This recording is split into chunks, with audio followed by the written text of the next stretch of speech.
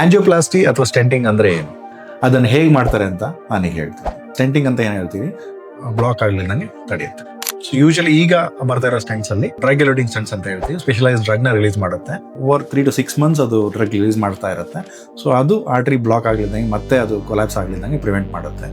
So ಅದಾದಮೇಲೆ post dilation ಅಂತ ಮತ್ತೆ ಬಲೂನ್ ತೊಗೊಂಡೋಗಿ ಅದನ್ನ ಕರೆಕ್ಟಾಗಿ ಅಟ್ಯಾಚ್ ಮಾಡ್ತೀವಿ ಇದು ಆರ್ಟ್ರಿಗೆ. ಇದಿಷ್ಟು ಮಾಡಿ ಆಮೇಲೆ ನೆಕ್ಸ್ಟ್ ಅದನ್ನ ಕೆಥೆಟರ್ನೆಲ್ಲ ರಿಮೂವ್ ಮಾಡಿ, ಶೀಟ್ನ ರಿಮೂವ್ ಮಾಡಿ ಅದನ್ನ ಕಂಪ್ರೆಸ್ ಮಾಡ್ತೀವಿ.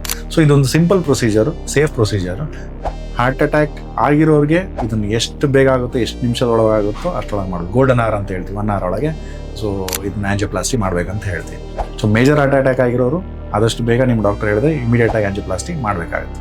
ಆಂಜಿಯೋಪ್ಲಾಸ್ಟಿಲಿ ಏನು, ನಾವು ಓಪನ್ ಮಾಡ್ತೀವಿ ಸ್ಟೆಂಟ್ನ. ಸೊ ಅದು ಬ್ಲಡ್ ಫ್ಲೋ ಇಂಪ್ರೂವ್ ಆಯಿತು ಅಂದರೆ ನಿಮ್ಮ ಹಾರ್ಟ್ ಮಸಲ್ ಹಾಳಾಗ್ದಂಗೆ ಕಾಪಾಡ್ಕೊಳ್ಳುತ್ತೆ. So every minute heart attack ಆದಾಗ ಎವ್ರಿ ಮಿನಿಟ್ ಕೂಡ ಒಂದೊಂದು ಹಾರ್ಟ್ ಮಸಲ್ ಡೆತ್ ಆಗ್ತಾ ಇರುತ್ತೆ.